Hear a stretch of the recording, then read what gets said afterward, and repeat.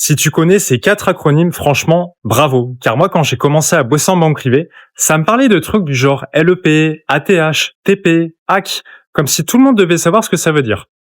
Donc si toi t'en connais pas un ou deux, t'inquiète, c'est normal. En un, le LEP c'est le livret d'épargne populaire. C'est comme un livret A, sauf qu'il est réservé aux bas revenus et surtout il rapporte plus.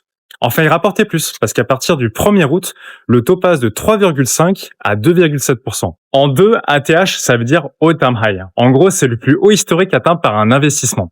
Je sais pas si t'as suivi l'actu, mais c'est comme pour le Bitcoin qui vient dépasser les 120 000 $, son plus haut historique. En 3, TP, ça veut dire Take Profit, et c'est un des trucs les plus importants que j'ai appris.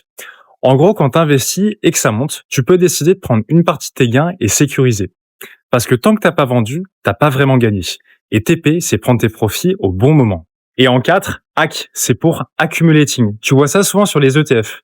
Et quand il y a AC à la fin, ça veut dire que les dividendes sont réinvestis automatiquement. Tu touches rien en cash, mais ça te permet de faire travailler tes intérêts pour générer encore plus d'intérêts.